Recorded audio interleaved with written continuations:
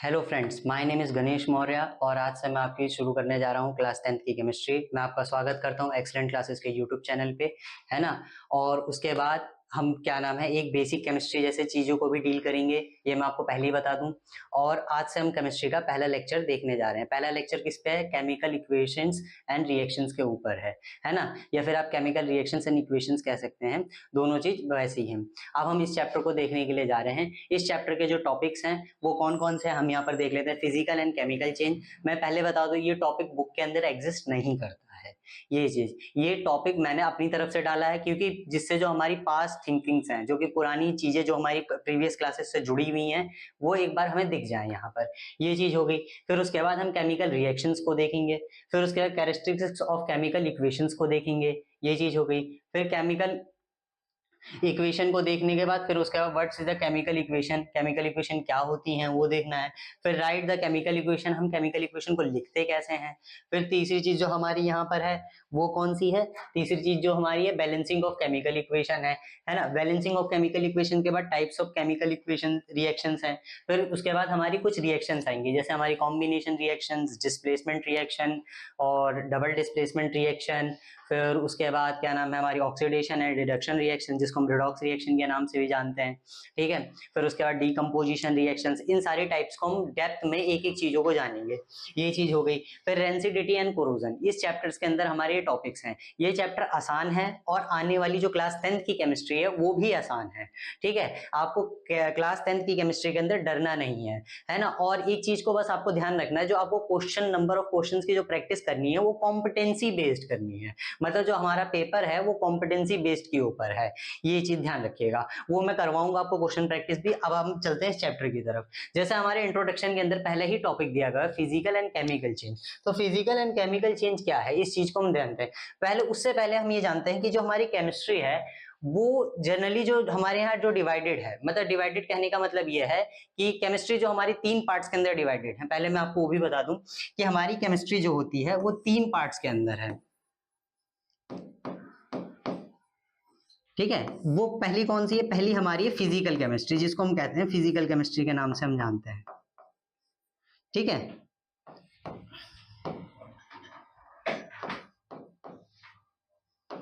Second जो हमारी होती है वो होती है हमारी इनऑर्गेनिक केमिस्ट्री।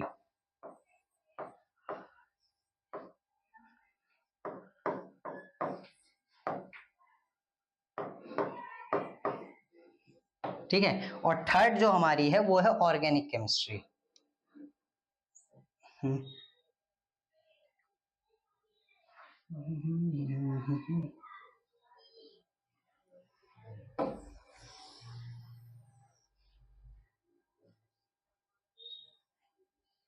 ये चीज होगी। और तीसरी जो है वो ऑर्गेनिक केमिस्ट्री है।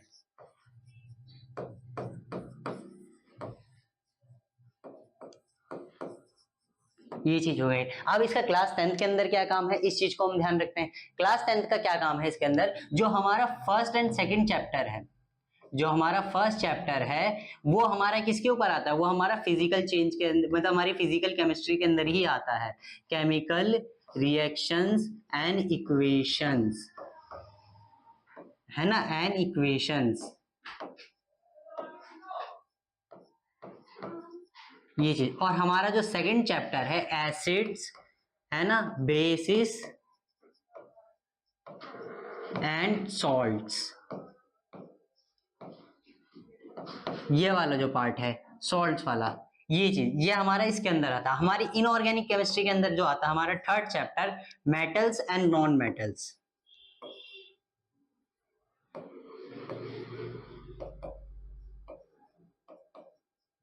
ठीक है। थर्ड जो हमारा आज इसके अंदर आता है कार्बन एंड कंपाउंड्स,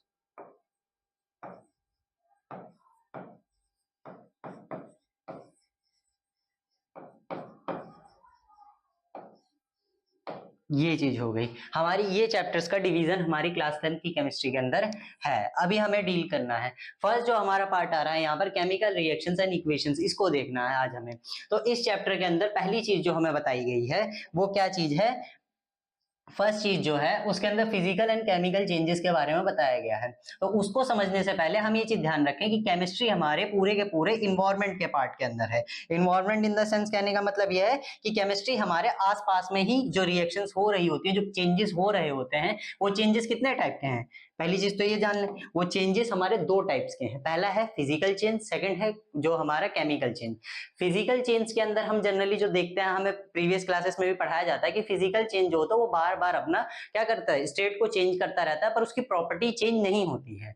और केमिकल चेंज के अंदर क्या होता है कि हमारी जो प्रॉपर्टी होती है वो चेंज हो जाती है, और जिसकी वजह से क्या होता है, वो अपनी एक नई प्रॉपर्टी को फॉर्म करता है, तो वो हमारा केमिकल चेंज होता है। अगर जो हम केमिस्ट्री को देखें तो केमिस्ट्री आसान होती है। आसान क्यों होती है? इन द सेंस क्योंकि केमिस्ट्री हमारे नेचुरल फिनोमिनास को देखते हुए ही चीजों को देखते हैं। जैसे हमारे यहाँ मेल्टिंग ऑफ आइस जो होती है, मेल्टिंग ऑफ आइस क्यों हो गई, ये चीज हमें जानना होता है। तो वो हुई क्यों, उसके ऊपर क्या इफेक्ट्स रहे, ये सारी चीजें जानने के लिए हमें क्या देखना पड़ता है, केमिस्ट्री को देखना पड़ता है। फिर उसके बाद रस्टिंग ऑफ आयरन हुआ, लोहे के अंदर जंग लग गया, तो ये क्यों लगा, तो ये हमें जानने के लिए क्या करना पड़ता है, केमिस्ट्री को जानना पड़ता है कि इसको होने की वजह से जो हमारा क्यों था, ये पिक्चर आ गया। फिर उसके बाद क्या हुआ, फॉर्मेशन ऑफ कर्ड, दही का बनना जो होता है, जब हम दूध से दही बनाते हैं तो उसके अंदर जो केमिस्ट्री यूज हो रही होती है, तो उसके अंदर क्या हो रहा होता है, उसके अंदर भी ये चेंजेस हो रहे होते हैं। तो उसी चीज को हमें यहाँ पर ध्यान रखना है। तो इस चैप्टर के बारे में हमें वही जानना है। तो जैसे यहाँ पर बताया गया है, हाँ एक एग्जांपल और भी हो सकता है, वेपराइजेशन ऑफ वाटर, पानी का भाप बनना। ये भी चीज हमारे ऊपर होती है कि पानी का भाप बनते हुए हमने कई बार देखा है कि हमने कई क्या नाम है, गैस के ऊपर हमने क्या रखा है, एक कंटेनर रखा, कंटेनर रखने के बाद उसके अंदर वाटर डाला, वाटर के बाद हमने देखा कुछ वो वाटर वेपर्स के फॉर्म में ऊपर उड़ा, कुछ टाइम बाद पानी गायब हो गया। तो पानी गायब क्यों हुआ, इस चीज को हमें जानना है। ठीक है, ये चीज हो गई। तो हमारे यही प्रोसेसेस होते हैं। जैसे यहाँ पर एक डेफिनेशन दी गई है, पहली डेफिनेशन जो है कि the three processes is does not leading the, for example is a new chemical substance, for the example जैसे ice, liquid water and water vapours. तो ये क्या है, केमिकली अगर जो इनका वाटर फॉर्मूला देखा जाए, तो केमिकली अगर जो इनको देखें हम, तो केमिकली ये क्या है हमारे पास, जो केमिकली ये चीज है, इसके पास अगर जो हम फॉर्मूला देखें तो क्या है यहाँ पर वाटर का, वो है H2O। अगर जो हम पानी का फॉर्मूला देखें तो वो होता है H2O। ये चीज हो गई। फिर उसके बाद सोल्यूशन ऑफ, अगर जो हम देखें solution of sugar in a water in the still, जो होता है containing the same chemical substance, जैसे शुगर एंड वाटर, ये चीज हो गई। जैसे हम शुगर एंड वाटर को मिक्स करते हैं, जब हम शुगर सिरप बनाते हैं तो बनाने की वजह से क्या देखते हैं उसके अंदर कि वो मिक्स हो गया, उसके अंदर कुछ टाइम के बाद शुगर दिख रही थी, कुछ टाइम के बाद हमने क्या करा, उसको मिक्स किया, तो मिक्स होने के बाद क्या हो गया, शुगर गायब हो गई। तो गायब क्यों हुई, वो कहाँ चली गई, तो इसका जवाब हमें कौन देती है, केमिस्ट्री देती है। ऐसे ही सच प्रोसेसेस जो होते हैं हमारे, न्यू केमिकल सब्सटेंस जो फॉर्म कर नहीं करते, no new chemical substance are formed, is called physical change होता है। वो हमारा क्या कहलाता है, फिजिकल चेंज होता है। जैसे फ्यू एग्जांपल्स यहाँ पर दिए गए हैं आपके, क्या नाम है, पहला है turning of brown of the freshly cut off the apple in air. ये चीज हो गई। जैसे आपने देखा होगा एप्पल को कट किया, कट करने के बाद कुछ टाइम तक वो हमारे जो नेचुरल कलर है उसी में रहता है, और उसके बाद वो क्या करता है, कुछ टाइम बाद चेंज होकर के ब्राउन कलर में आ जाता है। तो ब्राउन कलर में आने का रीजन क्या है वो हमें जानना है। फिर उसके बाद क्या है, digestion of food in your hour body. हमारे पेट के अंदर एक एसिड होता है, वो भी बहुत क्या नाम है, जिसे कह सकते हैं जो एसिड होता है वो काफी, उसकी जो पीएच वैल्यू होती है वो भी काफी ज्यादा होती है। तो वो जो एसिड होता है HCl, हाइड्रोक्लोरिक एसिड होता है, तो उसके अंदर जो डाइजेशन हो रहा होता है, जो प्रोसेस होता है, वो प्रोसेस जो हो रहा होता है उसके अंदर भी केमिकल रिएक्शन ही चल रही होती है। तो वो केमिकल रिएक्शन को हमें समझना है। फिर रेस्पिरेशन, हम इनटेक आउटटेक जो ऑक्सीजन का करते हैं और कार्बन डाइऑक्साइड रिलीज करते हैं और ऑक्सीजन गिव करते हैं, तो ये जो प्रोसेस होता है ये रेस्पिरेशन कहलाता है। फिर उसके बाद क्या हमारा जो लास्ट है, क्या नाम है, फ्रेगमेंटेशन ऑफ ग्रेप्स, ये चीज हो गई। तो फ्रेगमेंटेशन का मतलब ये हो गया कि हम ग्रेप्स को क्या करते हैं, प्रिजर्व करके रखते हैं, और उसके बाद हम उससे क्या करते हैं, अपने ड्राई फ्रूट्स के अंदर उसे कन्वर्ट कर लेते हैं। तो ये चीज हो गई। Burning of candle of wax, ये चीज हो गई कि हमारी कैंडल का जलना, ये भी एक केमिकल रिएक्शन ही होता है। ये चीज हो गई। फिर उसके बाद बर्निंग ऑफ फ्यूल, लाइक जैसे कैरोसिन ऑयल हो गया, फिर पेट्रोल हो गया, ये सारी चीजें हो गई। तो ये सारी चीजें क्या होती है, हमारी केमिकल रिएक्शंस को फॉर्म करवाने में मदद करवाती हैं, जो केमिकली चेंज हो रहे होते हैं। केमिकल चेंज से ही केमिकल रिएक्शन बनती है। तो ये जो केमिकल चेंज है हमारा, इसको हमें समझने के लिए ये चीज को ध्यान रखना है। तो ये चीज हो गई। अब हम आगे बढ़ते हैं चैप्टर के अंदर।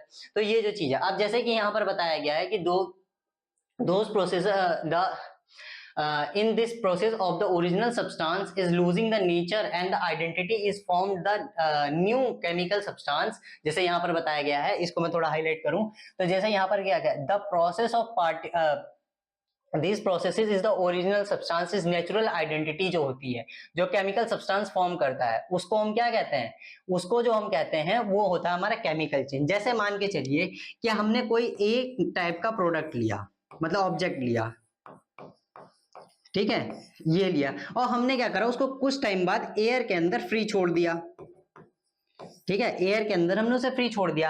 अब उसने क्या करा, अपनी नई आइडेंटिटी काउंट कर ली। मतलब अगर जो मैं तुम्हारा एक एग्जांपल से बताऊं, जैसे हमने आयरन लिया, ठीक है, आयरन जो हमने लिया, आयरन लेने के बाद हमने क्या देखा यहाँ पर कि आयरन जैसे ही हमने उसको एयर के अंदर रखा, उसको हमने मॉइस्चर दिया, ठीक है, अगर जब हमने उसे मॉइस्चर दिया तो उसने क्या करा, अपनी एक नई आइडेंटिटी काउंट कर दी, जिसको क्या करा उसने, रस्टिंग ऑफ आयरन के अंदर बदल गया वो, है ना, वो किस में आ गया, रस्टिंग ऑफ आयरन के ऊपर आ गया।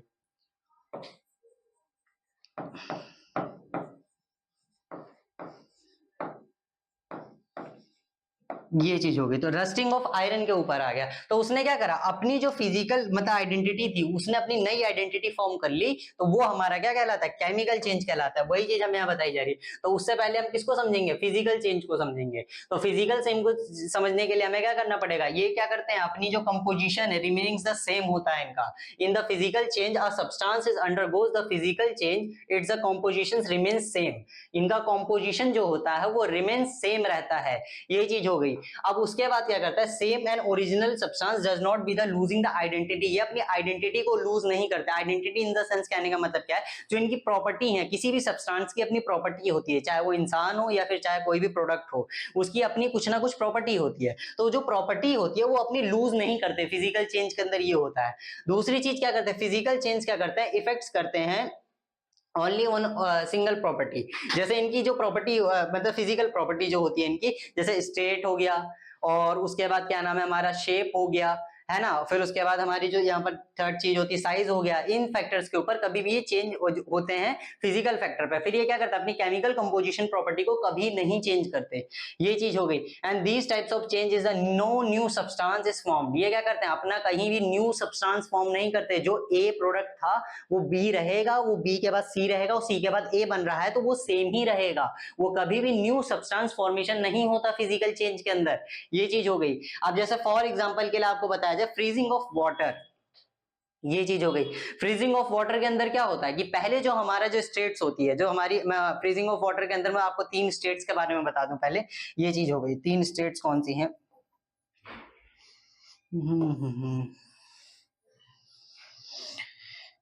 ये चीज, जैसे हमारी सॉलिड स्टेट पहली स्टेट होती है, दूसरी हमारी लिक्विड स्टेट होती है, ठीक है, तीसरी हमारी गैसियस स्टेट होती है, ठीक है। सॉलिड स्टेट के अंदर हमारा जो मिलता है वो किस फॉर्म में मिलता है, वाटर, आइस क्यूब्स के फॉर्म में मिलता है। किसके फॉर्म में, आइस क्यूब्स के फॉर्म में मिलता है। फिर जो हमारा यहाँ लिक्विड फॉर्म में जो चीज मिलती है वो किस फॉर्म में मिलती है, वो वाटर के फॉर्म में ही मिलती है, नॉर्मल वाटर जो होता है हमारा। और जो हमारा गैसियस फॉर्म में होता है वो वाटर वेपर्स के फॉर्म में मिलता है, ठीक है, वो वाटर वेपर्स के ही फॉर्म में मिलता है। ये चीज हो गई। तो हमारी इन स्टेट्स के अंदर ये चीज मिलती है। अब जैसे हमारे ये फॉर्मेशंस होते हैं, तो ये क्या कर रहे हैं, जब ये इंटरचेंज करते हैं एक दूसरे से दूसरे के अंदर, जैसे यहाँ पर मैं आपको थोड़ा वो बताऊं, तो इसको हटाऊं,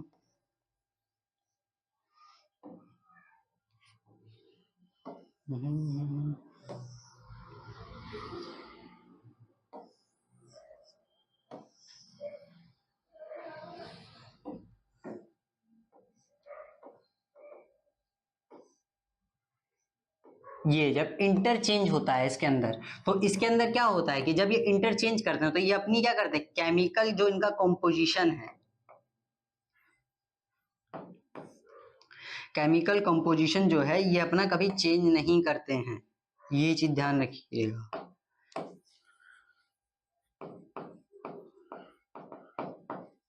कंपोजिशन डज नॉट चेंज, इस चीज का ध्यान रखिएगा। तो ये चीज हमारी होती है कि इसके अंदर ये चेंज नहीं होता। फिर उसके अंदर जो हमारी दूसरी चीज है वो कौन सी है, वो हमारी यहाँ पर जैसे लिक्विड स्टेट के अंदर जो होता है वो हमारा नॉर्मल वाटर होता है। तो मैंने तीनों स्टेट बताई, पर आपने इसके अंदर क्या देखा कि जो H2O है, हमारा पानी है, वो क्या है, जैसे हमारा जो H2O है, हमारा पानी जो है वो क्या है, उसने क्या यहाँ पर जा करके क्या वो कोई दूसरे पार्ट्स में चेंज हो गया? नहीं हुआ ना। इसके बाद यहाँ से जाकर के उस पार्ट में चेंज हुआ? नहीं हुआ। क्या वो गैसियस स्टेट से सॉलिड स्टेट में आया तो क्या वो चेंज हुआ? नहीं हुआ, है ना। या फिर वो क्या करा, उसने गैसियस स्टेट से सॉलिड स्टेट में आया तो क्या वो चेंज हुआ? H2O क्या बदल के कुछ और बदल बन गया? नहीं बना ना। जो उसका कॉम्पोजिशन था वो तो सेम था ना। तो यही हमारा क्या होता है, फिजिकल चेंज के अंदर ये कॉम्पोजिशन चेंज नहीं होता है। और जब हमारा केमिकल चेंज होता है तो ये क्या करता है, ये चेंज होकर के किसी और न्यू आइडेंटिटी मतलब न्यू प्रॉपर्टी अपनी फॉर्म कर लेते हैं। और न्यू प्रॉपर्टी फॉर्म हुई तो न्यू कॉम्पोजिशन फॉर्म हुआ। यहाँ पर कॉम्पोजिशन भी न्यू फॉर्म कर लिया इन्होंने, ये चीज होती है। तो इसी चीज को हमें इस चैप्टर के अंदर जानना है। तो जैसे यहाँ पर मल्टीपल एग्जांपल्स हमें और दिए गए हैं। जैसे क्या होता है, physical change is a temporary change होता है। फिजिकल चेंज क्या होता है, ये टेम्परेरी चेंज होता है। फिजिकल मतलब कहने का मतलब ये है कि जैसे आपने आइस को अगर जो नॉर्मल रूम टेम्परेचर पे छोड़ दिया, तो रूम टेम्परेचर पे जब आपने छोड़ा तो आपने क्या देखा उसके अंदर कि वो उसने अपनी दोबारा से जो रूम स्टेट की कंडीशन है उसको कैरी कर लिया। एग्जांपल फॉर एग्जांपल ये हुआ कि जैसे मान के चलिए आपका रूम का टेम्परेचर था 24 एंड 25, तो उसमें पानी किस फॉर्म में एग्जिस्ट करता है, जो वाटर होता है वो लिक्विड फॉर्म में एग्जिस्ट करने लगता है। और जैसे हम उसको 0 डिग्री के पास लेके जाते हैं वो फ्रीज होना शुरू हो जाता है।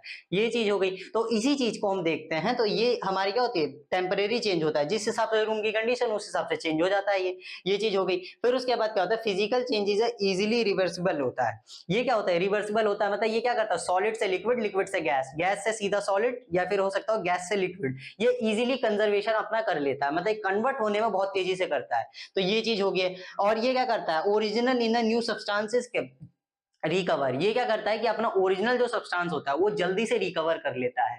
तो ये चीज हो गई। तो हम अब आगे बढ़ते हैं। तो ये हमारा फिजिकल चेंज हो गया। अब केमिकल चेंज को देखते हैं। केमिकल, हाँ और भी जैसे physical changes involving the very little of observation of energy. जैसे हमारे क्या होता है, एटमॉस्फेयर के अंदर कुछ एनर्जीज है। एनर्जीज इन द सेंस कहने का मतलब क्या है, जो हमें हेल्प भी करता है। जैसे heat energy, light energy and electric energy. हमारी 3 टाइप की एनर्जीज हमारे उसमें एटमॉस्फेयर के अंदर एग्जिस्ट करती हैं। तो 3 टाइप की जो एनर्जीज हैं वो क्या करती हैं, फिजिकल चेंज के अंदर इनका क्या होता है, ऑब्जर्वेशन जो होता है, मतलब ये क्या करती है, कम एनर्जी को ऑब्जर्व करती हैं। तो फिजिकल चेंज के अंदर ये हो गया। जनरली जो फिजिकल चेंजेस होते हैं does not involving the production of energy. ये क्या करते हैं, जो फिजिकल चेंजेस हमारे होते हैं ये क्या करते हैं, प्रोडक्शन ऑफ एनर्जी नहीं करते। मतलब क्या करते हैं, एनर्जी का फॉर्मेशन नहीं करते। एनर्जी मैंने बता दिया आपको 3 टाइप की होती है, हीट, लाइट एंड इलेक्ट्रिकल। तो ये 3 टाइप की हमारी जो एनर्जीज हैं वो हम देख रहे हैं। तो ये क्या करती है, एनर्जीज का फॉर्मेशन नहीं करती हैं। तो ये चीज हो गई। प्रोडक्शन मतलब इनको बनाती नहीं है, ये चीज हो गई। अब केमिकल चेंज पे आते हैं, जिसके बिहाफ पे हमारा ये चैप्टर भी आगे चलता है। जैसे when a new substance undergoes the chemical change, it's the molecular composition is change in the entire.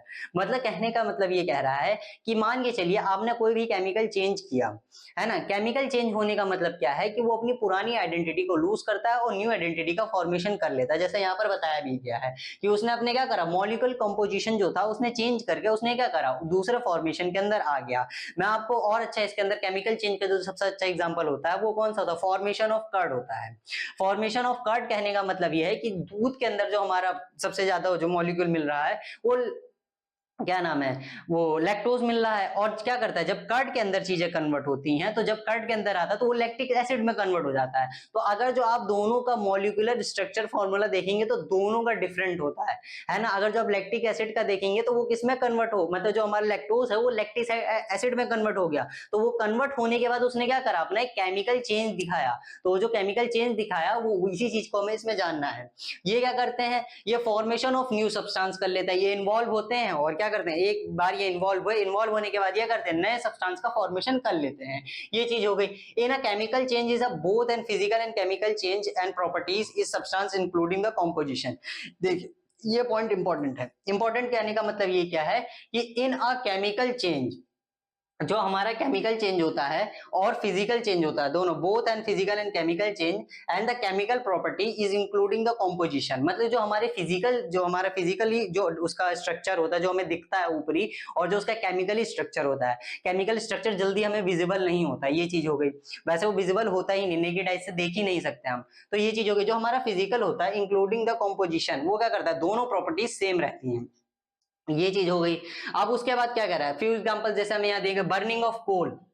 सबसे बड़ा जो होता है बर्निंग ऑफ कोल का क्या फॉर्मेशन होता है, बर्निंग ऑफ कोल के अंदर क्या होता है कि हमारा कार्बन एक फॉर्म होता है और कार्बन फॉर्म होने के बाद वो क्या करता है, बनने के बाद जलने के बाद जो बर्न कर जाता है ऑक्सीजन से रिएक्ट करके, जब वो जलने लगता है तो क्या करता है अपनी नई आइडेंटिटी को फॉर्म कर लेता है। पहले उसके साथ कुछ और मिनरल्स थे, अब उसने क्या करा अपनी नेचुरल आइडेंटिटी मतलब एक नई आइडेंटिटी गेन कर ली, तो ये चीज हो गई। तो इसी चीज हो गया rusting, iron of rusting, rusting का जो एग्जांपल है उसके अंदर क्या होता है, हमारा जो आयरन होता है, अगर जो हम आयरन को देखें तो आयरन क्या काम करता है, हमारे क्या नाम है घरों में इस्तेमाल होता है, तो ये चीज होगी। तो अगर जो हम उसको देखें, अगर जो हमने मार्केट में कभी आयरन को देखा होगा जो बिल्कुल न्यू होता है, वो कैसा होता है, अगर जो हम उसको देखें तो एंगल्स के फॉर्म में हमें ज्यादातर यहाँ पर दिखता है, रॉड्स वगैरह इन सब चीजों के बारे में फिजिकली होता है। पर अगर जो रस्ट हुआ आयरन होता है, आपने अगर जो उसे कभी ना कभी देखा होगा, तो वो कैसा होता है, उसके ऊपर एक लेयर जम जाती है, उसके ऊपर क्या हो जाती है, एक लेयर फॉर्मेशन होने लगता है, तो वो क्या होती है, रस्टिंग की लेयर होती है। इसको हम डेप्थ में जानेंगे कैसे आगे होता है, ये चीज हो गई। और केमिकल चेंज जो होता है ये परमानेंट चेंज होता है, अगर जो एक बार केमिकल चेंज हो गया तो उसके बाद आप उसको दोबारा उसी फॉर्म के अंदर नहीं ला पाएंगे, ये चीज ध्यान रखिएगा। ध्यान रखने का इन द सेंस कहने का मतलब क्या है कि अगर जो आपने मिल्क को कर्ड के अंदर कन्वर्ट कर दिया तो कर्ड को आप दोबारा मिल्क नहीं बना सकते, ये चीज ध्यान रखिएगा। तो ये क्या है हमारा, ये परमानेंट चेंज होता है, और वो क्या होता है, टेम्पररी चेंज होता है, वो बार बार अपनी कंडीशन को चेंज करता रहता है, अपनी स्टेट को चेंज करता रहता है, अपनी साइज को चेंज करता रहता है।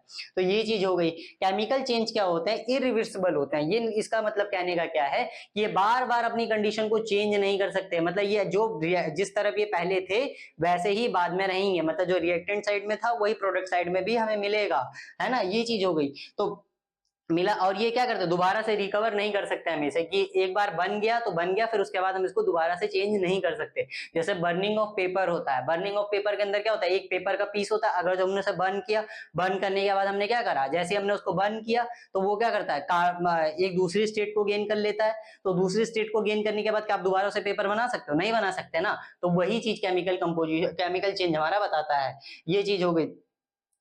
अब आगे देखते हैं, chemical change usually the involving the production of the energies, ये किसके फॉर्म में आते हैं, ये प्रोडक्शन के फॉर्म में आते हैं, है ना, प्रोडक्शन ऑफ एनर्जीज के फॉर्म में आते हैं। कैसे, कहने का मतलब क्या है कि जैसे मान के चलिए कि मैंने बताया बर्निंग ऑफ कोल, है ना, अगर जो हम थर्मल पावर प्लांट्स को देखें, थर्मल पावर प्लांट्स क्या है, हमारे जो इलेक्ट्रिसिटी को जनरेट करते हैं, जितने भी बड़े बड़े थर्मल पावर प्लांट्स लगाए गए हैं, तो जो इलेक्ट्रिसिटी को जनरेट कर रहे हैं, तो उसके अंदर क्या बर्न होता है, क्या नाम है, कोल ही बर्न हो रहा होता है। और कोल बर्न होने के बाद क्या करता है, हम इलेक्ट्रिसिटी फॉर्मेशन, हमें इलेक्ट्रिसिटी मिलती है, इलेक्ट्रिसिटी उससे बन रही होती है। तो जो बन रही होती है तो उसके अंदर मैंने आपको तीन टाइप की एनर्जी बताई थी, हीट, लाइट एंड क्या, इलेक्ट्रिकल एनर्जी। तो तीसरी एनर्जी का फॉर्मेशन वो करना शुरू कर देते हैं। इनफैक्ट जो फोन में लगी हुई बैटरीज होती है, लिथियम आयन बैटरीज हो गई, है ना, ये सारी जो बैटरीज होती हैं ये किससे होती है, ये केमिकल कंपोजिशन ही होता है इनके पास के, और ये क्या करते हैं, हमें बार बार एनर्जीज प्रोवाइड करते रहते हैं, एनर्जीज प्रोवाइड करते रहते हैं। तो ये चीज हो गई। तो एनर्जीज का जो हम पे क्या होता है, फॉर्मेशन होता रहता है केमिकल फॉर्मेशन से, ये चीज हो गई। फिर उसके बाद during a chemical reactions observing the evolution of the energies take place, ये क्या करते हैं, जब ये रिएक्शंस हो रही होती हैं या केमिकल चेंज हो रहा होता है, तो ये क्या करते हैं, एनर्जीज को इन्वॉल्व करते हैं। इन्वॉल्व करने का कहने का मतलब क्या है, इनको हमें एनर्जीज देनी भी पड़ती हैं, ये वो कभी कभी ये रिलीज भी करने लगे, रिलीज करने का तो हमने केस समझ लिया। तो ये क्या करते हैं, अपने आप से ही एनर्जी को क्या करते हैं, लेने भी लगते हैं, ये चीज हो गई। तो फॉर्मेशन करने का मतलब यही हमारी चीज हो गई। फिर उसके बाद क्या है, whenever the chemical change occurring, ये क्या करता है, और we can say the chemical reactions in as a take place, इसका कहने का मतलब ये है कि जो केमिकल चेंजेस जो हमारे होते हैं वो क्या करते हैं, ज्यादातर जो होते हैं वो इरिवर्सिबल होते हैं, और हमें क्या करते हैं, जनरली हमें वो दिखते भी रहते हैं। तो ये चीज हो गई। हम अगर जो आसपास में भी हम देखें तो केमिकल चेंजेस हो ही रहे होते हैं, तो ये चीज होगी। अब हम अपने चैप्टर पे आते हैं। अगर जो आपको फिजिकल एंड केमिकल चेंज समझ में आया तो बहुत अच्छे से। अब आपको इसके अंदर कुछ और नहीं करना, जो केमिकल चेंज है इसी को केमिकल रिएक्शंस के अंदर हमें चीजों को देखना है। तो केमिकल रिएक्शंस हमारी क्या होती हैं कि whenever the chemical change of the occurring, the we can say the chemical reactions as a take place, ये चीज हो गई। the formation of the new substance and with a new property are formed from a one and more than substance is called chemical reaction। ये क्या कह रही हैं कि यहाँ पर क्या हो रहा है, new substance and new property formation of a one or more than substance is called a chemical property, और केमिकल रिएक्शन, ये चीज हो गई। जैसे कि मान के चलिए एक सब्सटेंस ए था, उसने क्या करा, बी फॉर्म हुआ, तो बी फॉर्म होने के बाद करा, इसकी कुछ प्रॉपर्टी थी, मान लीजिए एक कुछ प्रॉपर्टी थी, तो इसकी जो प्रॉपर्टी थी इसने क्या करा, इसी प्रॉपर्टी को यहां पर क्या होगा, इसने न्यू प्रॉपर्टी का फॉर्मेशन कर दिया। ये चीज इसने क्या करा, न्यू प्रॉपर्टी का फॉर्मेशन कर दिया। अब जब न्यू प्रॉपर्टी का फॉर्मेशन हुआ यहां से, तो इसने क्या देखा, सी वाले पार्ट के अंदर जब इसने नया प्रॉपर्टी का फॉर्मेशन देखा, तो इसने क्या करा, फिर इसने अपनी एक न्यू प्रॉपर्टी का फॉर्मेशन कर दिया। ये चीज हो गई। तो ये जो न्यू प्रॉपर्टी के फॉर्मेशन होते जा रहे हैं, या फिर इसी ने क्या करा, एक डी कंपाउंड भी जनरेट कर दिया, एक के साथ कुछ रिएक्ट हुआ, हमने एयर में इसको छोड़ दिया, यहाँ पर एयर हमने दे दी इसको, तो इसने क्या करा, एक नया फॉर्मेशन कर दिया, तो ये क्या हुआ, न्यू कंपाउंड फॉर्म हो गया। तो न्यू कंपाउंड फॉर्म होने का मतलब क्या हुआ, new compound and new composition भी फॉर्म हो गया, ये चीज हो गई। और फिर यहाँ पर क्या हुआ, न्यू प्रॉपर्टीज, और फिर उसके बाद न्यू कंपोजिशन, न्यू प्रॉपर्टीज, और फिर उसके बाद क्या नाम है, यहाँ पर न्यू कंपाउंड, न्यू कंपोजिशन, तीन चीजें हमारी फॉर्म हो गई, ये चीज हो गई। तो यहाँ पर ये सारी चीजें होती हैं। अब जैसे क्या होता है कि हमारी केमिकल चेंज जो होता है, केमिकल चेंज के अंदर हमेशा एटॉमिक अरेंजमेंट होता है, ये चीज ध्यान रखिएगा। केमिकल चेंज के अंदर ऐसा नहीं होता कि कोई नई चीज आकर के यहाँ पर जुड़ जाती है, फिर नई चीज आकर के मिल जाती है, ऐसा कभी नहीं होता है। केमिकल चेंज के अंदर हमेशा क्या चेंज होता है, एटॉमिक अरेंजमेंट्स को चेंज किया जाता है। एटॉमिक अरेंजमेंट चेंज करने का इन द सेंस मतलब ये है कि मान के चलिए कि जो हमारा लैक्टोज का स्ट्रक्चर है, जैसे आगे यहाँ पर होगा स्ट्रक्चर, हाँ ये रहा, जो हमारा लैक्टोज का स्ट्रक्चर है, ये वाला पूरा, ये जो चीज है, क्या आप इसके अंदर नोटिस कर रहे हैं कि यहां पर जो है सी कार्बन जो है हमारा, है ना, दूसरी चीज जो हमारी यहां पर है, जैसे कार्बन हो गया यहां पर, है ना,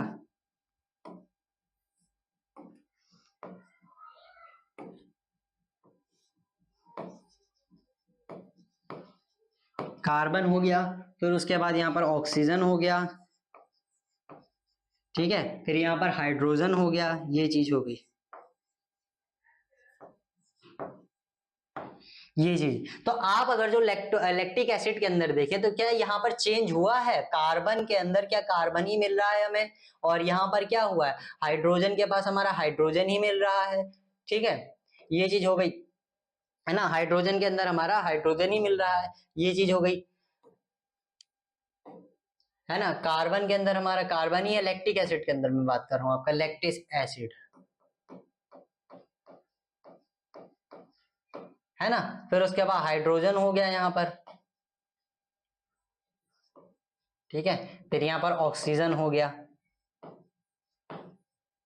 तो क्या आप देखें, क्या यहाँ पर कार्बन था, यहाँ ऑक्सीजन था, यहाँ हाइड्रोजन था, तीन के तीनों जो चीज है वो क्या है हमारे पास, प्रेजेंट है कि नहीं प्रेजेंट है, क्या यहाँ पर H है, यहाँ O है, यहाँ पर क्या है हमारा, कलर चेंज कर लें यहाँ पर थोड़ा, तो जैसे यहाँ रेड कलर ले लें, तो जैसे यहाँ पर C है, O है और H है, तो क्या यहाँ पर O, H और C है कि नहीं है, तो ये क्या कर रहा है, अपनी अरेंजमेंट्स को चेंज कर रहा है, जिससे क्या हो रहा है कि पहले इसका स्ट्रक्चर कुछ और था, इसकी नई प्रॉपर्टी थी, अब इसने क्या करा, अपना स्ट्रक्चर चेंज कर लिया, पुराना कंपाउंड जो हमारा पुराना सब्सटेंस था वो क्या करा, इसने ये वाला पार्ट था लैक्टोज वाला जो कि मिल्क के अंदर होता है, और इसने क्या करा, न्यू प्रॉपर्टी का फॉर्मेशन कर लिया लैक्टिक एसिड के थ्रू, ये चीज हो गई। तो हमारा ये चीज हो गया।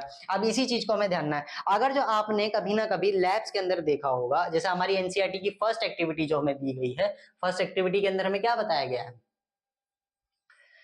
Burning of magnesium rubber. जैसे मैं यहाँ पर बता दूं, फर्स्ट एक्टिविटी आपके एनसीईआरटी बुक के अंदर है, आप देख लीजिए एक्टिविटी 1.1, जैसे यहाँ पर clean magnesium ribbon about the 3 to 4 centimetre and the ribbon, ये चीज हो गई। तो हमारा जो मैग्नीशियम रिबन है उसको हमने क्या करा है, सैंड पेपर से पहले उसे क्या करा है, with it's a sand paper and holding in a pair of tongues, tongues and the burning it's using a script of the lamp is a burning and the collecting the ash, so the formation of watching the glass is a burning of magnesium rubber keep to the away from a possible from your eyes। जैसे कि आपके ये labs के अंदर ये चीज होती है, लैब्स के अंदर क्या है, जैसे लैब्स के अंदर हमारे यहाँ जो रिएक्शंस होती है मैग्नीशियम रिबर, हो आपके स्कूल्स के अंदर जो लैब होंगी केमिस्ट्री लैब, तो वहां पर ये रिएक्शन करवाई भी जाती है ना, ऑल दो नहीं भी हो रही है तो आप जाकर के वहां पर देखिए, मैम से पूछिए तो वो जरूर बताएंगे, जो स्कूल के टीचर्स हैं, है ना। जो मैग्नीशियम रिबन होती है, हम उसे क्या करना है, पहले हमें उसको पहले सैंड पेपर लेना है, उसको अच्छे से क्लीन करना है, सैंड पेपर का कहने का इन द सेंस मतलब ये है कि जो हमारा रेक माल होता है उसे हम हार्डवेयर की दुकान पर अगर जो आप बोलेंगे तो समझ जाएगा। तो ये चीज हो गई, उसको आपको पहले क्लीन करना है मैग्नीशियम रिबर को, फिर उसके बाद आपको क्या करना है, उसको टंग के थ्रू पकड़ना है। जैसे लैब के अंदर एक टाइप का वो होता है जिससे हमें उसे पकड़ते हैं टंग से थ्रू, तो वो चीज होती है। तो हमें पहले उससे पकड़ना है और फिर उसके बाद क्या करना है, हमें बर्न उसको क्या करना है, बर्न करना है। बर्न करने का इन द सेंस कहने का मतलब ये है कि जैसे मान के चलिए आपका मैग्नीशियम है, एक मैग्नीशियम स्ट्रिप है ये वाली, एक मैग्नीशियम स्ट्रिप है ये वाली पूरी की पूरी, और आपको क्या करना है यहाँ पर बर्न करना है।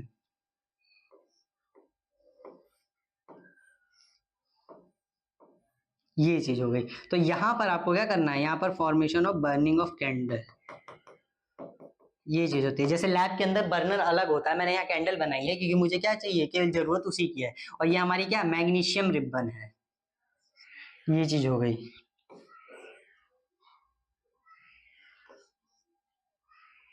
ये हो गई हमारी मैग्नीशियम रिबन, है ना, मैग्नीशियम रिबन हो गई। तो अब हमें इसे क्या करना है, बर्न करना है। और इसने हमें यहाँ पर लैब में क्या बोला गया कि हमें किस चीज का प्रोटेक्शन लेना है, कि यहाँ पर जो ये बर्निंग का फॉर्मेशन हो रहा होगा हमें इसको क्या करना है, दूर से देख रहा है। इस चीज का ध्यान रखना आप। पहली चीज जो हमें क्या करना है, इसको क्लोज आइज से नहीं देखना है,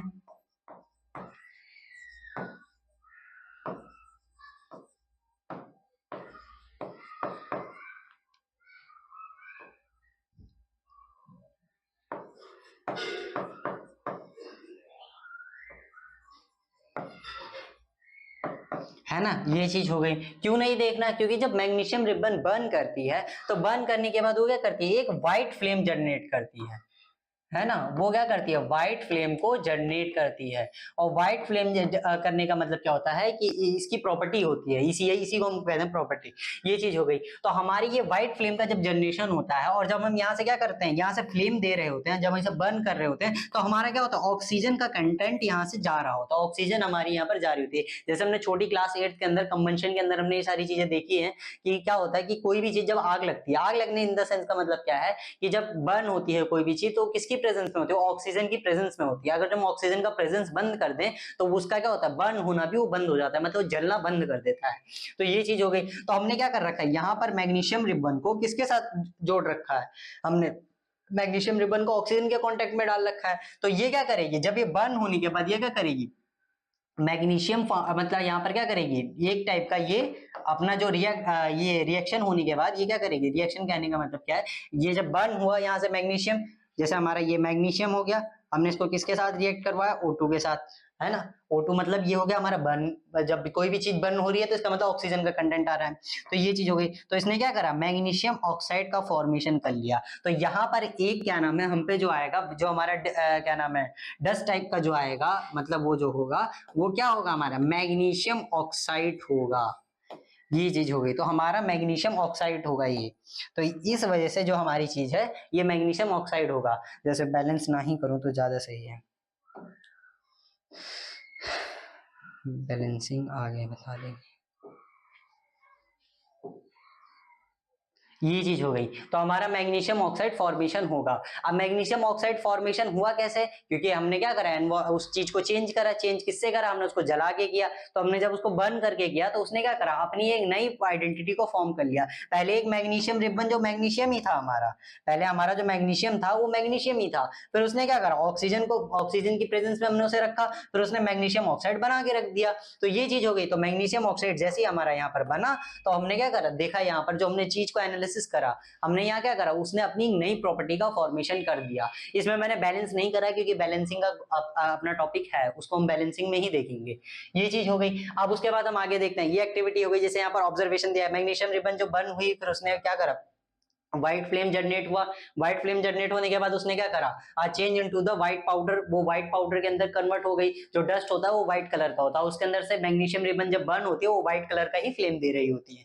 ये चीज हो गई। उसने क्या करा, पाउडर जो था उसे हमने मैग्नीशियम ऑक्साइड का, मैंने आपको बताया कि वो मैग्नीशियम ऑक्साइड का फॉर्मेशन करती है। कैसे करती हैं, जब कोई भी चीज बर्न होती है तो बर्न होने के बाद वो क्या करती है, ऑक्सीजन के प्रेजेंस में ही बर्न हो रही होती है। तो ऑक्सीजन के प्रेजेंस में जब बर्न होती है तो बर्न होने के बाद मतलब क्या, उसके अंदर ऑक्सीजन की आइडेंटिटी ऐड है, तो ये चीज हो गई। तो ऑक्सीजन की आइडेंटिटी ऐड होने की वजह से क्या करा उसने, रिएक्ट करा। रिएक्ट होने के बाद उसने आगे हम देखते हैं यहाँ पर क्या बता, उसने क्या करा, magnesium and oxygen is presence in air. हमारी ऑक्सीजन क्या ना, मैग्नीशियम तो हमने अपने आप से लिया, ऑक्सीजन क्या है, एटमॉस्फेयर में प्रेजेंस है, तो उसने क्या करा, रिएक्शन अपनी शुरू करी और मैग्नीशियम ऑक्साइड का फॉर्मेशन करना शुरू कर दिया। ये चीज हो गई। अब हम अगली देखते हैं। एक हमारी रिएक्शन है यहाँ पर, take the lead nitrate solution in a, आप इसमें एनालिसिस करते रहिए कि यहाँ पर क्या क्या चेंज हो रहे हैं, ठीक है। अब देखते हैं हम आगे, क्या ना, take a lead nitrate solution. Lead nitrate आपकी लैब के अंदर होगा, एक सोल्यूशन होता है लेड नाइट्रेट, ये कलरलेस होता है, मतलब जैसे आपका पानी का कलर होता है वैसे ये भी होता है।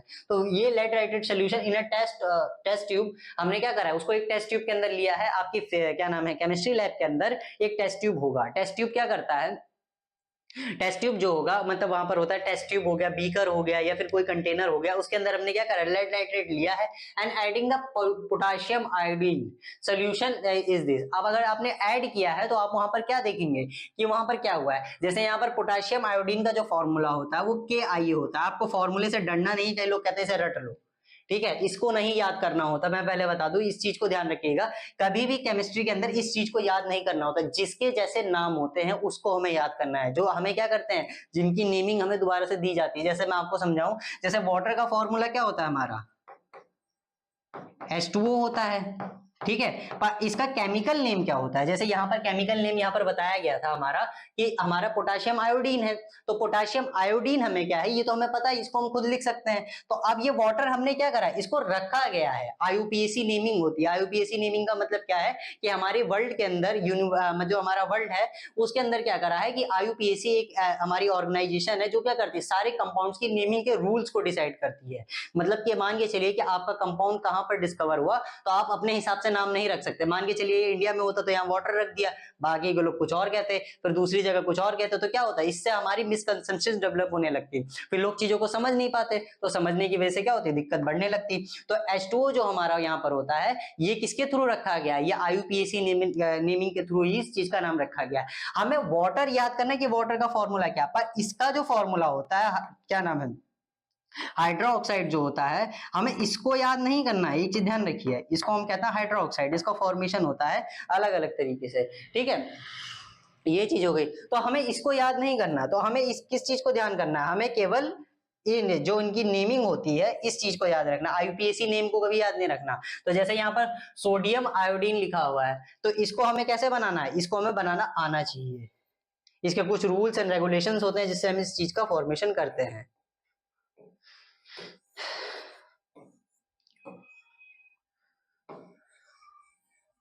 ये चीज हो गई। फिर सेकंड जो हमारा है यहाँ पर लेड नाइट्रेट, ये चीज हो गई PbNO3, ये चीज हो गई। तो हमारा लेड नाइट्रेट का फॉर्मेशन यहाँ पर होता है, लेड नाइट्रेट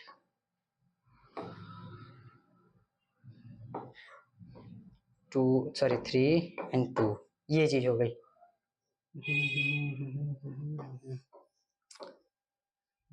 हट क्यों नहीं रहा, ये चीज हो गई PbNO3 ये चीज हो गई। तो हमारा लेड नाइट्रेट का फॉर्मेशन कैसे होता है, जो हम लेड नाइट्रेट ये वाली होती है। तो ये क्या होते हैं, ये दोनों के दोनों क्या होते हैं, हमारे कलरलेस होते हैं। ये चीज ध्यान रखिएगा, कलरलेस कहने का मतलब क्या है, अगर जो आप इनको लैब के अंदर देखेंगे तो ये क्या करते हैं, आपको पानी के जैसे ही कलर के दिखेंगे, ये चीज ध्यान रखिएगा। तो ये कलरलेस होते हैं। तो हमारे पास ये सारी चीज हो गई है ना। अब उसके बाद हमें क्या करना, इन दोनों को हमने क्या करा, मिक्स करा, और मिक्स करने के बाद क्या करा, इन्होंने अपनी एक नई आइडेंटिटी का फॉर्मेशन कर लिया। आइडेंटिटी का करने का मतलब क्या है कि नई प्रॉपर्टी का ही फॉर्मेशन कर लिया। तो जो नई प्रॉपर्टी का फॉर्मेशन हुआ यहाँ पर, जैसे अगर जो मैं इसको ऊपर करके दिखाऊं तो Pb2+KI, ये चीज हो गई KI, है ना। अब उसके बाद हमने क्या करा यहाँ पर, अब ये क्या करेगा, इसको यहाँ से डिस्प्लेस करेगा और इसको यहाँ पर आ जाएगा इसकी जगह पे। तो यहाँ पर क्या होगा, PbI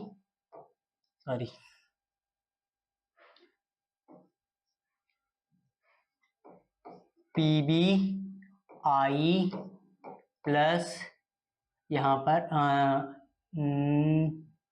हाँ, और यहाँ पर ये क्या बना लेगा, 2 इसका फॉर्मेशन कर देगा। तो ये चीज हो गई। और ये यहाँ पर हमें क्या दिखाएगा, ये दोनों तो क्या थे हमारे, कलरलेस थे। ये हमारे दोनों के दोनों क्या थे, ये कलरलेस थे। और ये दोनों के दोनों क्या है हमारे, ये दोनों के दोनों हमें येलो पीपीटी फॉर्म करवा के देंगे।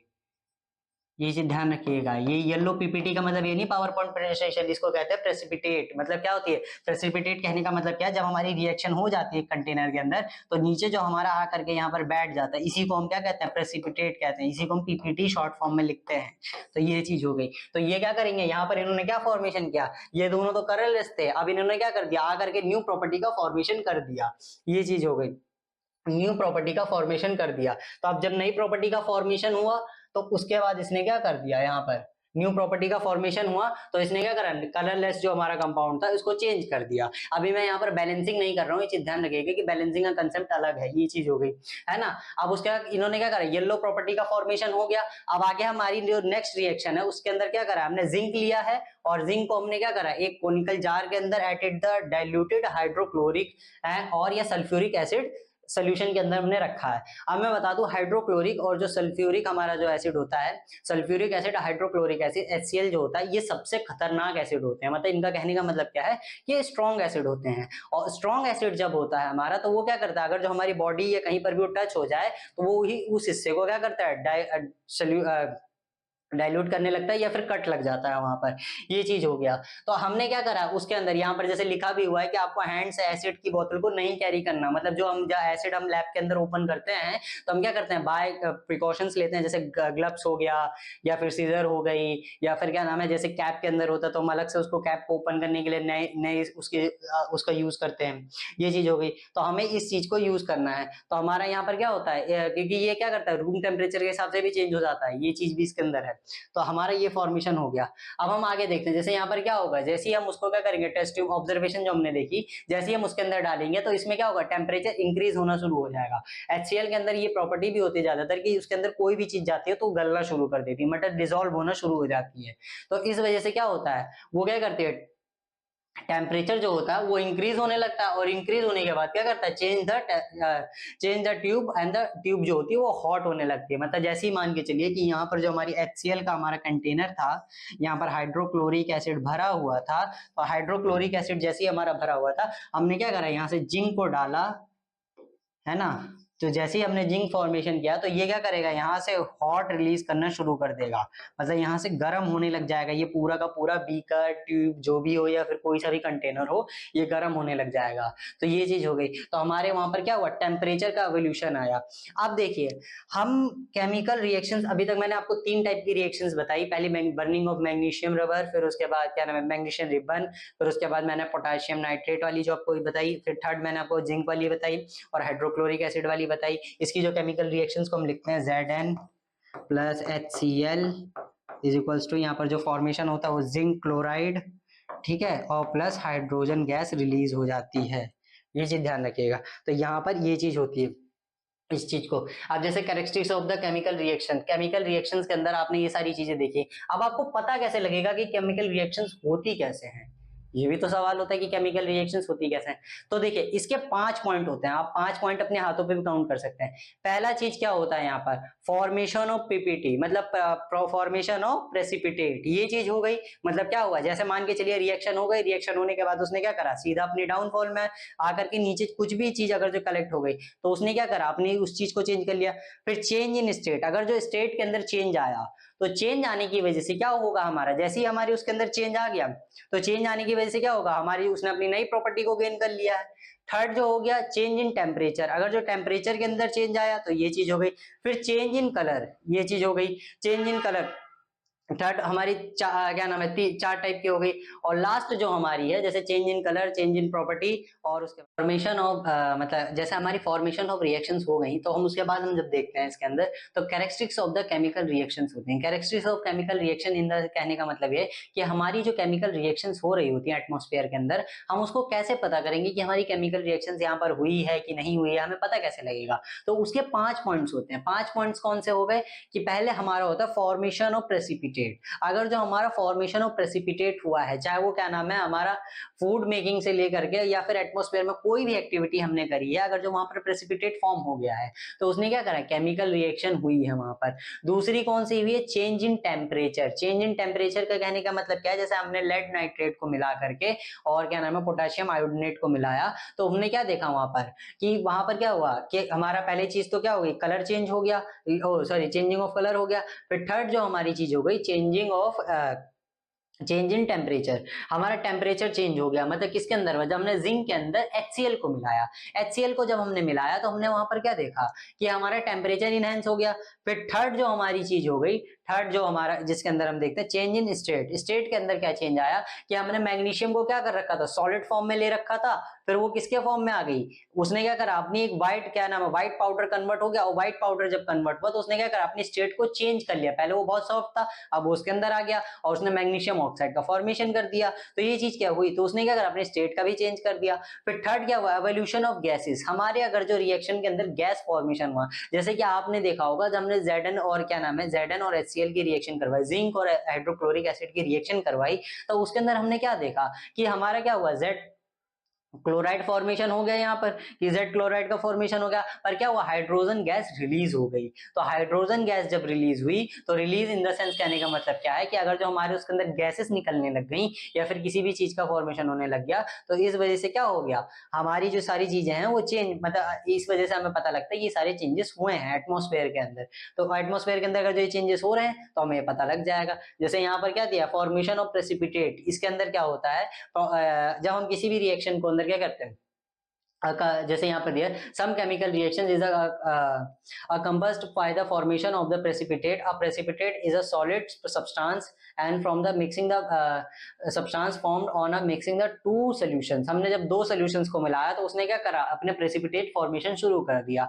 फिर तीसरी चीज जो हमने यहाँ पर हमने examples को अगर जो देखें, in a reaction between the lead nitrate and potassium iodinate solution is a yellow PPT and yellow precipitate for a lead iodine appear, ये चीज हो गई। तो उसने क्या करा था, येलो कलर का फॉर्मेशन कर लिया था, और उसने दूसरी चीज क्या करी थी, अपना कलर भी चेंज कर लिया था। उसने येलो, दोनों कलरलेस थे, फिर उसने क्या करा अपना कलर दे दिया था, येलो कलर आ गया था, और उसने क्या करा था व्हाइट पीपीटी भी फॉर्मेशन कर दिया था, है ना, येलो पीपीटी भी आ गई थी। तो उसके अंदर क्या हो, दोनों कैरेक्टरिस्टिक्स मैच हो गया, आपको समझ में आ रहा होगा। ठीक है, फिर हम एक अलग सी रिएक्शन देखें, सिल्वर नाइट्रेट और solution is a mixing of the sodium chloride. हमने क्या करा, लेड नाइट्रेट Ag, सैंपल ना ही लिखूं तो ज्यादा सही है ना। सिल्वर नाइट्रेट, HCl जो होता है हमारा नमक होता है, सिल्वर नाइट्रेट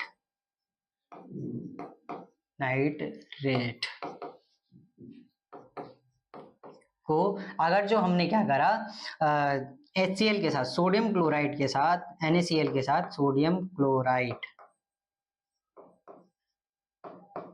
ये चीज हो गई। सोडियम क्लोराइड के साथ जब हमने उसको मिक्स करा तो हमने क्या देखा, वहां पर जो सारी चीजें हुई, सोडियम क्लोराइड के साथ जब हमने मिक्स किया तो वो जो सारी चीज यहाँ पर, इसको इरेज कर दें, ये चीज, तो हमने वहां पर क्या देखा, उसने भी एक प्रेसिपिटेट फॉर्म कर दिया, न्यू प्रेसिपिटेट फॉर्मेशन यहाँ पर हो गया। ठीक है, न्यू पीपीटी फॉर्म हो गई। तो उसने क्या करा, ये हमारा प्रेसिपिटेट का एग्जांपल है। अब आपको अगर जो मैं और अच्छा सा एग्जांपल दूं प्रेसिपिटेशन का, तो आपने कभी कभी देखा होगा जब पुराने टाइम में क्या होता था, या फिर अभी के टाइम में भी कुछ घरों में ऐसा किया भी जाता है कि हम क्या करते हैं, बाहर से चूना लेकर के आते हैं। चूना क्या होता है, हमारे कैल्शियम की एक फॉर्म होती है, और उसको क्या करा जाता है, वाटर के अंदर डाल दिया जाता है, और जब वाटर के अंदर हम उसको डालते हैं तो वो क्या करती है, ऑक्सीजन बबल्स को फॉर्म करना शुरू कर, मतलब क्या होती है हमारी उसके अंदर गैस रिलीज होना शुरू हो जाती है। और गैस रिलीज होने के मतलब उसके बाद साथ में क्या होता है, हीट जनरेट भी होना शुरू हो जाती है। पर कुछ टाइम के बाद देखेंगे जब ये सारी रिएक्शन नॉर्मल हो जाती है, तो नॉर्मल होने के बाद क्या होता है कि नीचे आकर के जो हमारा कैल्शियम हाइड्रोक्साइड है वो आकर के नीचे बैठ जाता है, जो हमारा शेक लाइन जो बनता है वो आकर के नीचे बैठ जाता है, और जब वो नीचे आकर के बैठ जाता है तो प्रेसिपिटेट का फॉर्मेशन कर देता है। तो उसने किस किसके साथ रिएक्ट किया, कैल्शियम ने किसके साथ रिएक्ट करा, हाइड्रोजन के साथ, वाटर के साथ किया, और उसने क्या फॉर्म करवा लिया, कैल्शियम हाइड्रोक्साइड फॉर्मेशन करवा लिया। अब जैसे कैल्शियम हाइड्रोक्साइड का जो फॉर्मेशन है,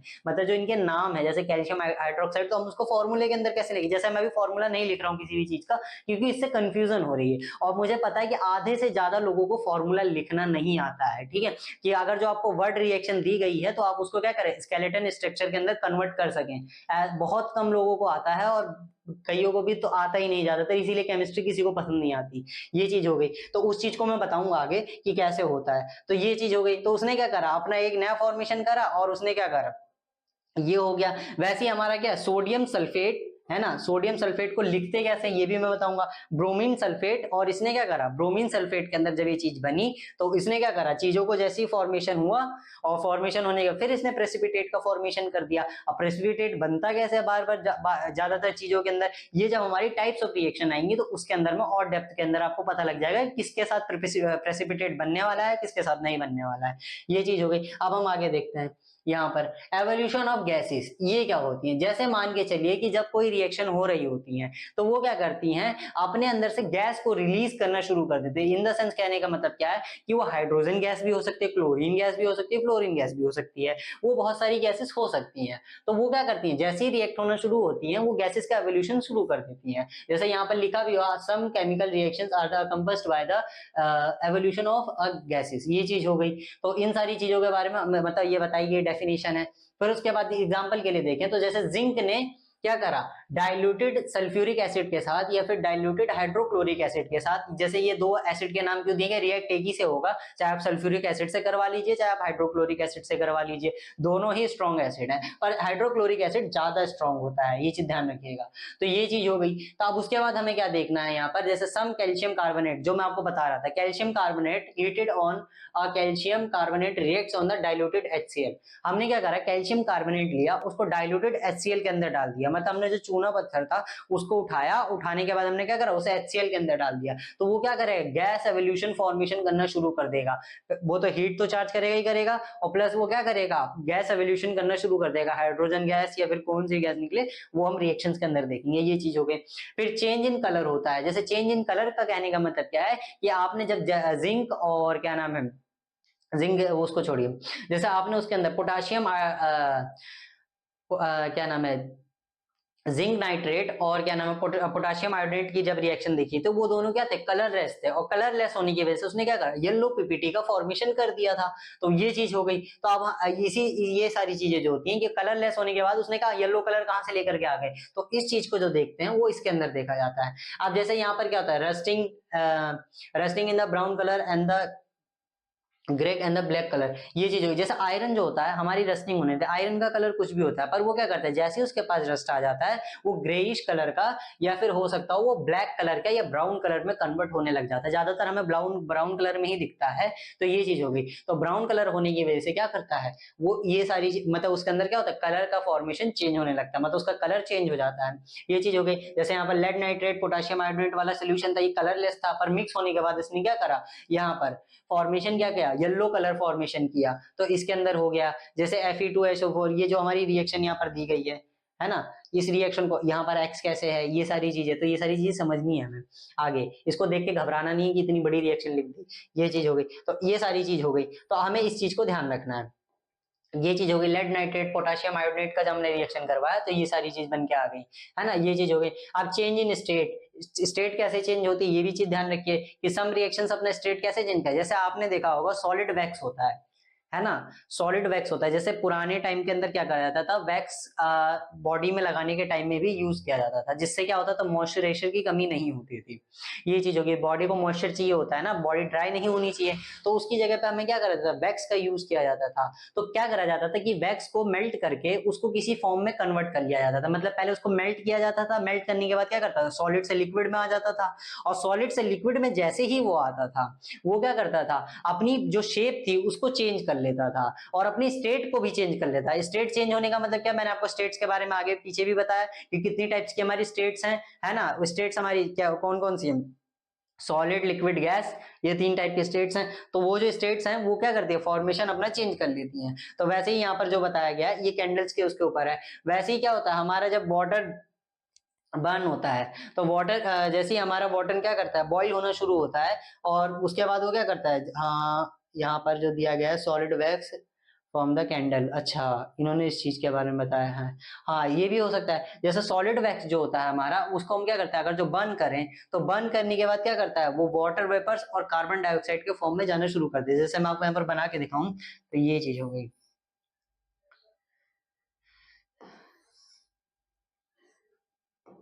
ये रही। तो यहां से ये क्या करती है, यहां से फॉर्मेशन होना शुरू हो जाती है,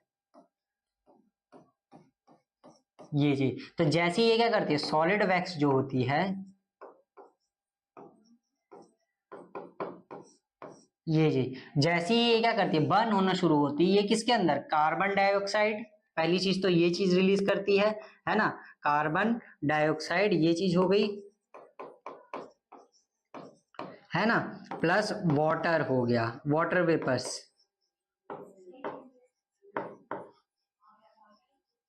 वाटर वेपर्स, तो ये चीज हो गई, तो इस फॉर्म में रिलीज होना शुरू हो जाते हैं, ये चीज हो गई। जैसे सॉलिड वैक्स का एक एग्जांपल अलग था, मैं वो चीज बताने की सोच रहा था, पर रहने दीजिए, ये चीज हो गया। जैसे पेट्रोलियम लिक्विड क्या होता है, बर्न होता है and burn into the form water is the water vapours in the carbon dioxide, वो फिर क्या करता है, जैसे पेट्रोलियम प्रोडक्ट जो होते हैं हमारे, जैसे पेट्रोल हो गया, कैरोसिन ऑयल हो गया, तो ये क्या करते हैं, जैसे ही ये लिक्विड फॉर्म में होता है और ये बर्न होता है तो क्या करते हैं, अपने स्टेट को चेंज करना शुरू कर देते हैं, ये सीधा लिक्विड से सीधा सॉलिड में चले जाते हैं, तो ये भी हमारी केमिकल रिएक्शन को पता करता है। फिर उसके बाद चेंज इन टेम्परेचर, टेम्परेचर का चेंज कैसे होता है, तो जैसे हमारी टेम्परेचर के अंदर कैसे चेंज होता है, जब हमारी कोई भी रिएक्शन हो रही होती है, जैसे टेम्परेचर के चेंज के अंदर दो चीजें हो रही होती है, पहले ये चीज ध्यान रखिएगा, पहली चीज जो होती है हमारी एक्सोथर्मिक होती है, ठीक है, और दूसरी जो होती है वो एंडोथर्मिक होती है, ये चीज ध्यान रखिए। एक्सोथर्मिक और एंडोथर्मिक को अगर जो मैं तुम्हें आसान भाषा में बताऊं, तो अगर जो आप देखेंगे तो यहां से क्या होती है, एक्सो मतलब क्या होता है, यहां से एनर्जी रिलीज हो रही होती है, मतलब यहां से हीट एनर्जी होती है रिलीज, और यहां से जो होती है, यहां से जो होती है वो होती है गेन, ये चीज ध्यान रखिए। तो यहां से क्या होती है, हीट रिलीज होती है, और यहां से क्या होती है, गेन होती है, अगर जो मतलब हमें क्या करना पड़ता है, इसको एनर्जी देनी पड़ती है, ये चीज ध्यान रखिए। मैं आपको और सही से बताऊं, यहाँ पर लिखा गया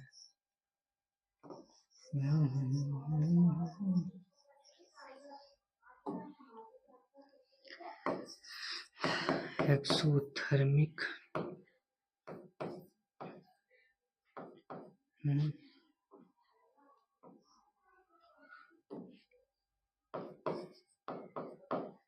रिएक्शन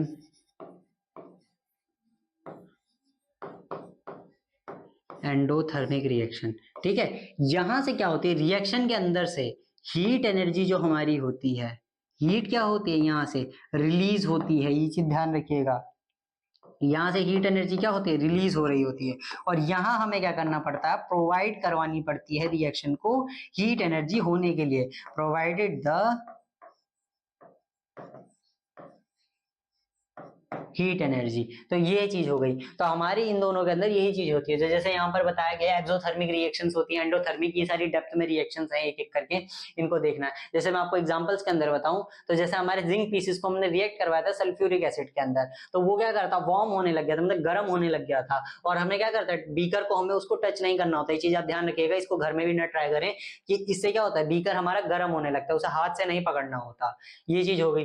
फिर उसके बाद क्या, when a water added for the quicklime, जैसे मैं आपको ये चीज बता रहा था कि क्विक लैम्प का जो हमारा रिएक्शन होता है वो कैसे होता है, सॉलिड स्टेट लैम्प बनने लग जाता है, और formation of the beaker is a quick heat, जैसे हम मैंने आपको बताया था कि हम जो चूना पत्थर था हमारा, क्विक जो हमारा कैल्शियम था, उसको हम लेकर के आए, यहाँ पर कैल्शियम ऑक्साइड दिया हो, क्योंकि ऑक्साइड क्या होता है, पहले से ही हमारे एटमॉस्फेयर में प्रेजेंट होता, तो रिएक्ट करके फॉर्मेशन कर लेता अपने आप ही, ये चीज हो गई। हमने उसको पानी के साथ जैसे ही मिलाया, उसने शेक लाइम कन्वर्ट कर दिया, और शेक लाइम जैसे ही कन्वर्ट हुआ तो कैल्शियम हाइड्रोक्साइड बन गया। यहाँ पर फॉर्मेशन ऑफ बीकर फाउंडेशन, मतलब बीकर के अंदर क्या होता है, वो हीट होने लगता है, वो क्या करता है, हीट जनरेट करने लगता है, जब हीट जनरेट करने लगेगा तो साइड से वो भी तो कंटेनर भी तो हीट हो जाएगा, तो ये चीज हो गई। अब रिएक्शन जैसे यहाँ पर होने लगती है, एंडोथर्मिक के अंदर क्या होता है, एंडोथर्मिक के अंदर हमें क्या करना पड़ता है, हमें ऊपर से हीट को वो देना पड़ता है, हीट को हमें क्या करना पड़ता है यहाँ पर, ऑब्जर्शन होता है। मतलब हीट ऑब्जर्शन का मतलब क्या है कि हमें इसको हीट देनी पड़ती है और यहाँ से क्या होती है, हीट रिलीज होती है ना, ये चीज हो गई। तो यहाँ से क्या होती है, अगर जो इस रिएक्शन को आप देखेंगे तो इसके साइड से हीट आ रही होती है,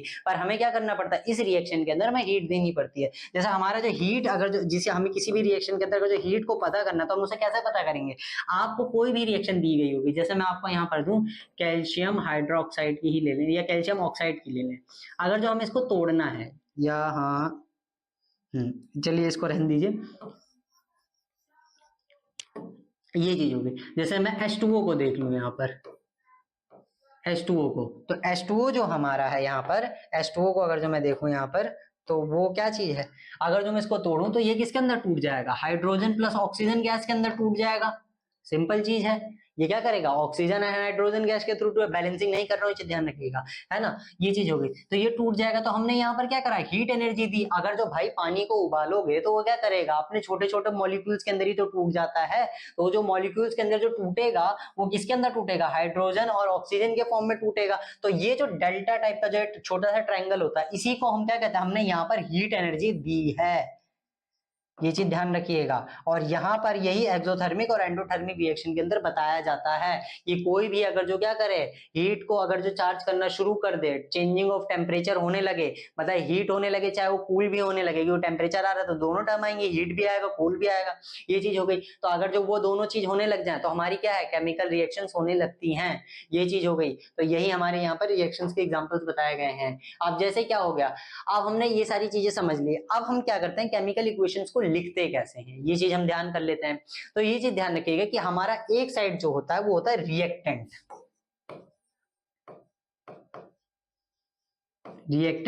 और दूसरी साइड जो हमें, एक साइड जो हमारा होता है रिएक्ट होकर के और हमें क्या बना के देता है, प्रोडक्ट बना के देता है। ये चीज ध्यान रखिएगा, वो क्या देता है, प्रोडक्ट बना करके हमें देता है।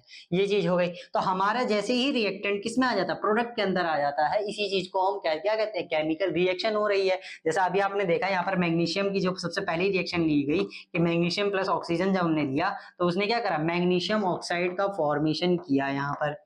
ये चीज हो गई, मैग्नीशियम ऑक्साइड का फॉर्मेशन हुआ। तो ये क्या था हमारा, ये हमारा रिएक्टेंट था, ये हमारा प्रोडक्ट था। ये चीज हो गई। अब आप यहाँ पर एक बेसिक सी टर्मिनोलॉजी है उसको देखते रहिए धीरे धीरे। जैसे मैं यहाँ पर क्या करूं,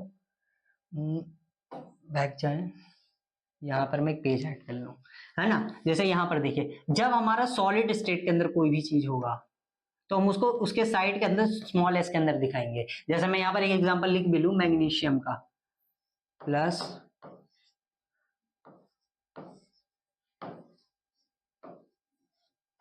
मैग्नीशियम ऑक्साइड, ये चीज हो गई। जब लिक्विड के अंदर होगा हमारा तो हम उसको एल टाइप से देखेंगे। जब हमारा गैसियस स्टेट के अंदर होगा, ठीक है, गैसियस स्टेट के अंदर, तो हम उसको स्मॉल जी से लिखेंगे। जब हमारा एक्वस सोल्यूशन के अंदर होगा, ठीक है, तो हम उसको ए क्यू दिखाएंगे। एक्वस सोल्यूशन एक नया सोल्यूशन होता है। ये चीज आपको क्या होता है, जब ये क्या करता है, अपने डाइल्यूटेड फॉर्म में होती कोई भी चीज या फिर घुलने के तरीके में होती है, वो हमारा एक्वस सोल्यूशन होता है। ए क्यू जी एल और एस, ये चीज हो गई तीन चीज। अब देखिए यहाँ पर जब हमने मैग्नीशियम रिबन लिया था तो किसमें था, सॉलिड स्टेट के अंदर था। और जब हमने इसको यहाँ पर लिया था तो हमने क्या करा था, ये किसके अंदर था, गैसियस स्टेट के अंदर था। और जब इसने बना करके दिया तो ये किसके फॉर्म में आया था, ये भी तो सॉलिड के फॉर्म में ही आया था। तो इसने क्या करा, पहले जब सॉलिड और गैस का जब हमने रिएक्शन करवाया तो हमें क्या मिला, सॉलिड मिला। तो इसी चीज को हमें यहाँ पर बताना है। वैसे ही जब हमारा क्या नाम है, पोटाशियम आयोडीनेट था, मतलब जब हमने उसको देखा था वो किसके फॉर्म में था, वो एक्वस सोल्यूशन के फॉर्म में था। ये चीज हो गई। तो एक्वस सोल्यूशन के जब फॉर्मेशन में था तो हम उसको क्या लिखते हैं, ए क्यू लिखते हैं। हम इसमें केवल कुछ और नहीं बता रहे, इसके अंदर हम केवल फॉर्म बताते हैं, उसकी फॉर्म क्या है एक्वस सोल्यूशन के अंदर, ए आई। ये चीज हो गई पोटेशियम आयोनेट। तो ये चीज जो हो गई वो एक्वस सोल्यूशन के अंदर हो गई। तो ये बेसिक टर्मिनोलॉजी। और एक चीज और होती है, जैसे हमारे यहाँ पर जब हमारा हम क्या करते हैं, कोई ए और प्लस बी दिखाते हैं और वो क्या बनाता है, ए बी बनाता है। तो ये जो हमारा हो गया, ये क्या हमारा रिएक्टेंट वाला पार्ट है,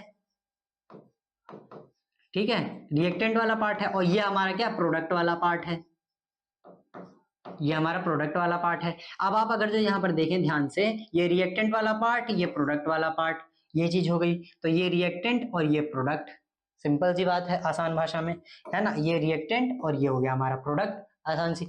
अब देखिए यहां पर हम जब किसी कंपाउंड को ऐड करते हैं तब हम उसको प्लस साइन से दिखाते हैं, ये चीज ध्यान रखिएगा। जब हमारा प्रोडक्ट बन रहा होता है, जैसे मैथ्स के अंदर इक्वल्स टू का इस्तेमाल करते हैं ना, तो यहाँ पर हम इस एरो का इस्तेमाल करेंगे। ये क्या बताएगा हमें कि दूसरी तरफ हमारा प्रोडक्ट बन के आ गया है। और जैसे यहाँ पर एक साइन और भी होता है, जैसे कई रिएक्शंस के अंदर आपको कई किताबों के अंदर दिख जाएगा, कुछ इस टाइप का होता है।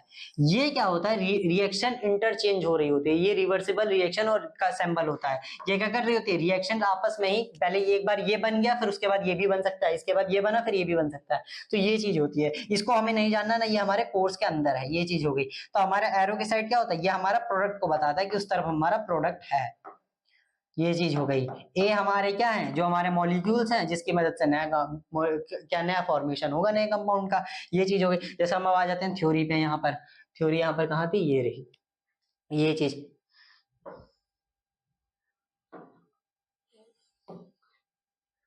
ये वाली चीज। तो जैसे यहाँ पर बताया गया कि केमिकल रिएक्शन, हाँ, रिएक्टेंट एंड प्रोडक्ट की तरफ, जैसे जो हमारी the chemical substance take place the original reactants together to the they are called reactants होते हैं। और उसके बाद क्या करते हैं, new chemical substance formed a chemical product, वो क्या करता है, नया केमिकल प्रोडक्ट अगर जो फॉर्म होने लग गया तो उसकी वजह से क्या होता है, वो हमारा प्रोडक्ट होता है जो हमारा फॉर्म होकर के आता है। A chemical reaction involves breaking a chemical bonds and the present in the, जैसे हम in the react molecules formation of the chemical bonds, new chemical bonds to the give the product। जैसे कि मान के चलिए ए बी हमारा जो compound था, इसके अंदर कुछ बॉन्डिंग हुई थी, ठीक है। एक चीज ध्यान रखिएगा कि हमारे जो एटम्स होते हैं वो हमेशा मॉलिक्यूल्स के फॉर्म में ही एग्जिस्ट करते हैं। जैसे हमारा हाइड्रोजन गैस हो गया, एक मॉलिक्यूल है, वो जो हो गया ये भी हमारा एक मॉलिक्यूल है। तो ये क्या करते हैं, मॉलिक्यूल्स के फॉर्म में एग्जिस्ट करते हैं। मॉलिक्यूल्स के फॉर्म में एग्जिस्ट करने का मतलब क्या है, जैसे ये एग्जिस्ट करते हैं तो ये क्या होता है, इनके बीच में एक बॉन्डिंग हुई होती है, ये रही। अब ये बॉन्ड भी कई टाइप के होते हैं, इसको हमें आगे चैप्टर के अंदर देखना है, ये चीज हो गई है ना। तो इस चीज के बारे में है। तो ये न्यू क्या करते हैं, न्यू चीज जो फॉर्मेशन होता है न्यू प्रोडक्ट्स का, वो क्या करते हैं, नए एक बॉन्ड तोड़ते हैं, नए बॉन्ड से जाकर के नया बॉन्ड फॉर्मेशन कर लेते हैं, ये चीज हो गई। Those chemical reactions is simply the involve the rearrangement of atom. ये तो पहली बात है कि केमिकल चेंज हो रहा है, तो यहाँ पर केमिकल रिएक्शन हो रही है, तो पहली चीज तो यही हो गई कि रीअरेंजमेंट तो एटम का हो गई। तो रीअरेंजमेंट कैसे होता है, जैसे मान के चलिए ए बी यहाँ पर हो गया प्लस बी सी, तो इसने क्या बनाया यहाँ पर, ए इसको इसने रिप्लेस किया, इसको इसने रिप्लेस कर दिया यहाँ पर, है ना। कोई एक इस तरफ आएगा, कोई इस तरफ यहाँ पर जाएगा, सॉरी ये वाला यहाँ पर आ जाएगा, ये वाला पार्ट। तो ये क्या चले जाएगा यहाँ पर, ए सी के साथ, और यहाँ पर क्या बन जाएगा, बी भी एक नया प्रोडक्ट बन जाएगा। तो ये क्या करेंगे, यहाँ पर दोनों के दोनों जब नए फॉर्मेशन हो रहे होंगे, तो नए फॉर्मेशन होने का मतलब क्या, इनके बीच में कोई बॉन्डिंग हो रखी होगी, ए और बी के बीच में भी एक बॉन्डिंग हो रखी होगी हमारी, और इनके बीच में भी एक बॉन्डिंग हो रखी होगी, बी और सी के बीच में भी एक बॉन्डिंग हो रखी होगी, ये चीज हो गई। और ये क्या करेंगे, नए बॉन्ड फॉर्मेशन करेंगे, ये रहा और ये रहा, ये चीज बी बी इस चीज के अंदर हो गया। तो ये चीज हो गई। तो हमारे ये सारी चीज यहाँ पर बताई गई, जैसे बर्निंग ऑफ सम एग्जांपल, जैसे यहाँ पर दिया गया है कि हमारी बर्निंग ऑफ मैग्नीशियम रिबन। तो मैग्नीशियम रिबन के अंदर मैंने आपको एग्जांपल दे भी दिया, यहाँ पर जो होता है मैग्नीशियम रिबन के अंदर कैसे,